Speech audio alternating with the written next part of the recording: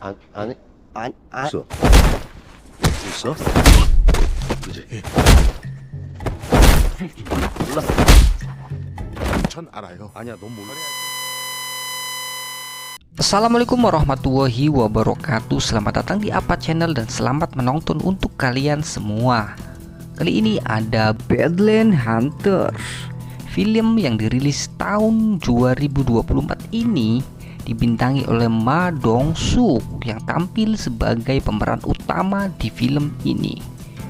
Jadi nggak usah berlama-lama lagi, mari kita langsung saja masuk ke cerita. Tapi sebelumnya, mari kita intro dulu. Oe, oe, oe, oe, oe, oe. Cerita berawal dari penelitian seorang dokter yang ingin menciptakan manusia abadi. Dokter Gisu membuat laboratorium ilegal di sebuah apartemen. Laboratorium itu pun sudah memakan banyak korban. Bahkan ratusan orang mati karena eksperimen itu. Aparat kepolisian yang sudah tahu tentang eksperimen itu mencoba untuk menangkap Dokter Gisu. Namun dalam penangkapan Dokter Gisu, bencana besar terjadi di Korea. Gempa dengan kekuatan dahsyat meluluhlantahkan semua yang ada di Korea hingga kehidupan berubah drastis. Dunia seperti kiamat. Krisis pun terjadi di seluruh penjuru Korea. Dokter Gisu tak tertangkap karena terjadi bencana. 3 tahun berlalu, seorang pemuda bernama Jiwon terlihat sedang berburu sesuatu di antara puing-puing gedung yang sudah runtuh. Tak lama, seekor buaya besar muncul. Jiwon pun dengan sigap mengerahkan anak panahnya ke arah buaya. Jiwon terlihat sumringah karena anak panah yang ia lesatkan berhasil menancap di kepala buaya tersebut. Tapi tak disangka-sangka, buaya malah berbalik menyerang Jiwon hingga terpojok di dalam sebuah mobil. Namun dari arah lain datang seorang pria bertubuh gempal yang langsung menarik ekor buaya dan memotong kepala buaya tersebut. Namsan yang diperankan oleh Ma Dong-suk yang ternyata kakak dari Jiwon dalam film ini. Namsan dan Jiwon berhasil menaklukkan buaya tersebut dan membawanya ke camp tempat tinggal mereka untuk dibagikan pada penghuni camp yang lain. Di sana terlihat ada Suna dan neneknya mengantri untuk mengambil daging. Suna berumur 18 tahun, termasuk umur yang jarang atau langka seusai bencana itu terjadi. Suna bisa hidup sampai sekarang karena 3 tahun yang lalu Namsan menolongnya, sehingga hubungan antara Suna dan Namsan cukup dekat. Tak lama segerombolan bandit yang mengaku polisi ini melihat Suna. Mereka tertarik dan memaksa Suna untuk ikut dengan mereka. Jiwon yang melihat itu langsung merespon dengan pukulan pada anggota bandit. Namsan yang awalnya tak mau ikut campur pada akhirnya turun tangan menunjukkan pukulan dewanya.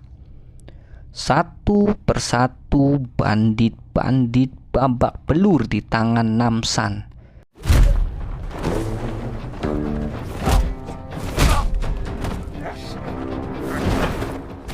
Dari salah satu ketua bandit, Namsan mendapat informasi bahwa mereka anak buah dari King, musuh masa lalu dari Namsan. Para bandit pun dibiarkan pergi oleh Namsan. Setelah keributan mereda, Suna dan neneknya pulang ke rumah. Namun di rumah Suna sudah ditunggu oleh seorang wanita bernama Ibu Kim dan gerombolannya. Mereka mengaku dari organisasi sosial yang ingin merawat Suna dan neneknya. Mereka mengiming-imingi kehidupan layak dan air bersih serta hidup di sebuah apartemen. Namsan yang tak sengaja lewat melihat Ibu Kim dan gerombolannya hanya bisa melihat Suna dan neneknya dibawa pergi oleh Ibu Kim. Suna dan neneknya pun di bawah Ibu Kim. Dalam perjalanan, Suna juga bertemu dengan anak lain yang berumur sama dengannya. Rupanya Ibu Kim dan gerombolannya memburu anak berumur 18 tahun karena dianggap langka setelah bencana gempa dahsyat 3 tahun yang lalu. Dalam perjalanan itu, nenek Suna dan seorang kakek dari keluarga lain tidak mampu berjalan lagi. Mereka pun dipisahkan dari gerombolan utama. Ibu Kim menyuruh anak buahnya mengantarkan nenek Suna dan seorang kakek ke klinik terdekat. Sedangkan Suna melanjutkan perjalanan dengan Ibu Kim menuju apartemen impian mereka.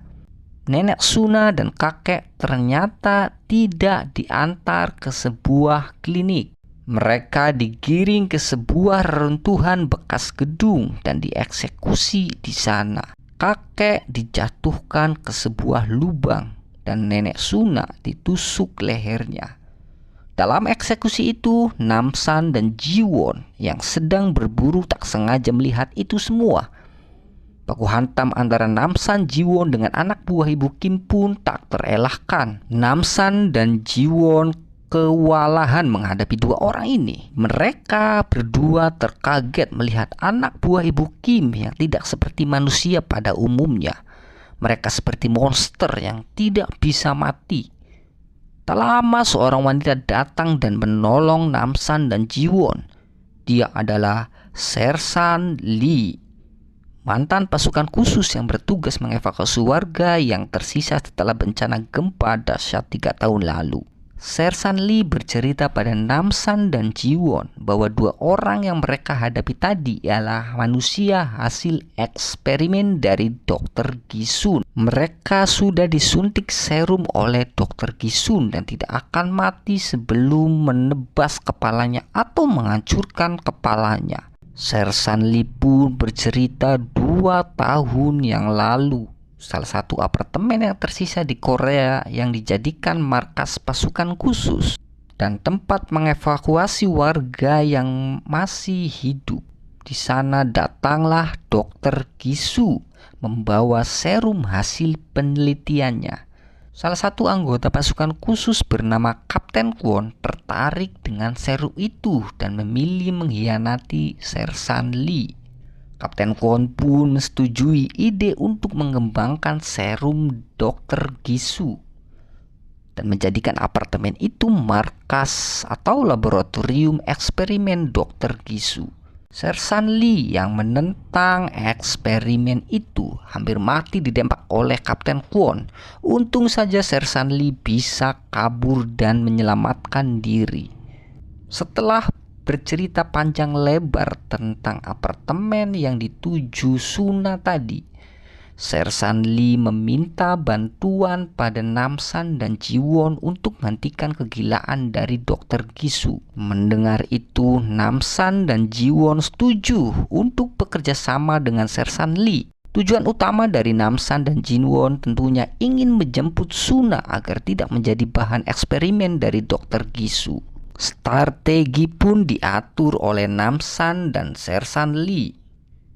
Orang pertama yang mereka datangi ialah si bandit King. King ternyata menjadi penyuplai orang-orang yang berumur 18 tahun untuk bahan eksperimen Dr. Gisu. Tak menunggu waktu lama, Namsan, Jiwon, dan Sersan Lee masuk ke markas King dan para bandit-banditnya. Ya, kemana? King yang melihat Namsan datang langsung menantangnya. Perkelahian pun terjadi. Semua bandit-bandit terkapar di tangan Namsan, Jiwon, dan Sersan Lee.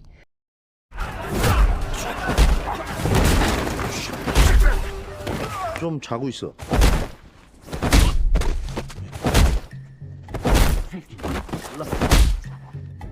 King akhirnya mau diajak kerjasama oleh Namsan. King membeberkan cara yang efektif untuk menembus pertahanan yang begitu ketat di apartemen eksperimen Dr. Gisu. Di sisi lain, Suna yang sudah sampai di apartemen Dr. Gisu disambut baik oleh Dr. Gisu dan kroni-kroninya. Di sana Suna mendapatkan air bersih, makanan yang lezat, dan kamar apartemen yang spesial. Namun setelah 1 hari di sana, Suna dan teman yang berumur 18 tahun dipisahkan dan ditempatkan di tempat yang khusus di sebuah kamar. Kecurigaan pun mulai dirasakan Suna.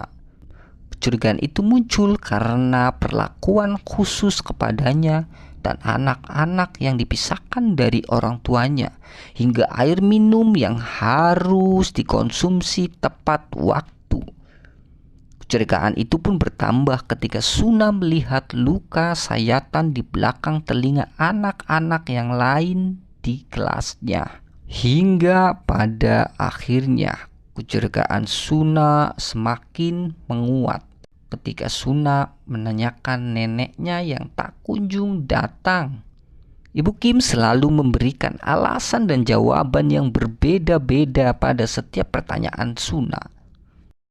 Suna yang mencoba membuktikan kecurigaannya itu nekat keluar dari kamarnya dan menuju laboratorium eksperimen Dr. Gisu. Di sana Suna melihat teman sekelasnya yang sedang menjadi uji coba serum eksperimen Dr. Gisu. Tak lama Dr. Gisu dan Kapten Kwon masuk ke laboratorium tersebut. Suna pun bersembunyi di antara rak-rak tempat eksperimen Dr. Gisu.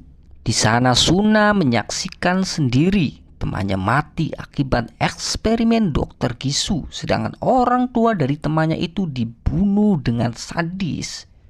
Pembunuhan itu didalangi oleh Dr. Gisu dan Kapten Kwon. Suna yang sedang bersembunyi pada akhirnya diketahui oleh Dr. Gisu. Suna pun menjadi eksperimen dari Dr. Gisu yang selanjutnya. Di sisi lain, Namsan, Jiwon, dan Sersan Lee membawa semua persenjataan yang dipunyai oleh King dan bersiap menyerang barikade pertahanan apartemen di tempat eksperimen Dr. Gisu. Tak banyak berpikir, Namsan membawa King sebagai petunjuk jalan. Sesampainya di apartemen itu, Namsan langsung mendobrak masuk dengan kendaraan modifikasi milik King. Di sana Namsan, Jiwon, dan Sersan Lee langsung menuju kamp tahanan tempat anak buah Sersan Lee ditahan. Setelah sampai di sana, Sersan Lee terkaget dengan kondisi anak buahnya yang berubah. Tubuh mereka manusia, namun lidahnya seperti ular. Sepertinya anak buah Sersan Lee dijadikan bahan eksperimen Dr. Gisu. Satu persatu anak buah dari Sersan Lee yang sudah menjadi monster dihabisi oleh Namsan.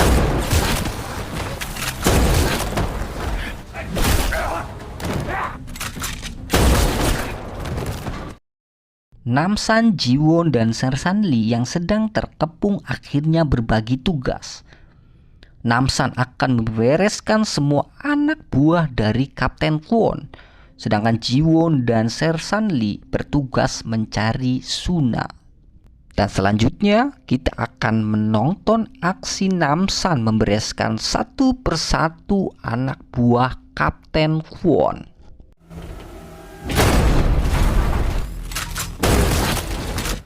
아이씨. 어딨어? 아이씨.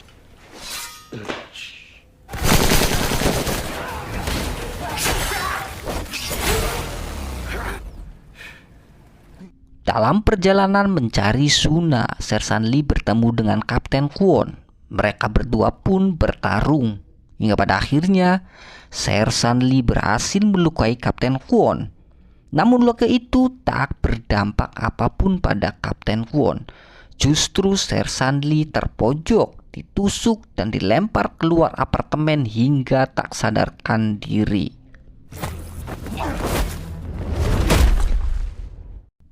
Sedangkan Ji-hoon menemukan Ibu Kim di dalam kelas. Ji-hoon pun memaksa Ibu Kim mengantarkan dirinya pada Suna. Di tengah perjalanan untuk menuju laboratorium Dr. Gisu, Ji-won bertemu dengan Kapten Kwon. Tak lama dari sisi lain, Namsan datang dan menyuruh Ji-hoon melanjutkan untuk mencari Suna. Sedangkan Kapten Kwon biarkan menjadi urusan Namsan. Walau dalam kondisi sedikit pincang, Namsan tetap semangat dan pantang menyerah menghadapi Kapten Kwon yang tubuhnya sudah setengah monster. Baku hantam antara Namsan dan Kapten Kwon pun terjadi sangat sengit. Hingga pada akhirnya, Namsan berhasil memisahkan kepala Kapten Kwon dari tubuhnya. 에이씨, 못생겨가지고, 씨. Setelah berkeliling cukup lama dengan Ibu Kim, akhirnya Ji-hoon sampai di ruangan laboratorium milik Dr. Gisu. Di sana dia melihat Suna ditodong pisau oleh Dr. Gisu. Ji-hoon pun tak berdaya dan memilih diam dan pasrah. Melihat kondisinya sudah terpepet, Dr. Gisu pun memilih untuk kabur. Dan setelah membereskan semuanya, Dr. Gisu melemparkan granat ke laboratoriumnya hingga Ibu Kim mati karena ledakan itu. Sedangkan Ji-hoon dan Suna selamat berlindung di balik meja eksperimen Dr. Gisu.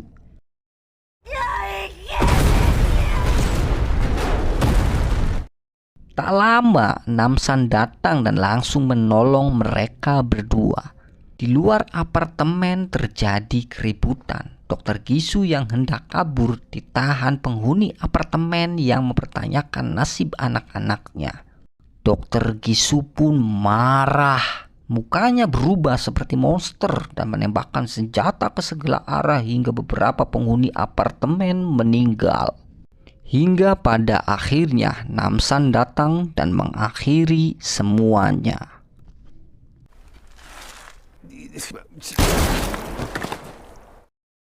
Namsan, Ji-hoon, dan Suna memilih kembali ke camp tempat tinggalnya terdahulu. Sedangkan Sersan Lee bertahan di apartemen dan berniat menata kembali tempat itu. Drama action Badland Hunters pun berakhir. Terima kasih kalian sudah menonton alur cerita film di APA Channel. Jangan lupa untuk subscribe, like, share, dan komen. Dan sampai jumpa di alur cerita film Korea selanjutnya. Wawal muafiq ila aqwamit thoriq. Wassalamualaikum warahmatullahi wabarakatuh. Oe, oe, oe, oe.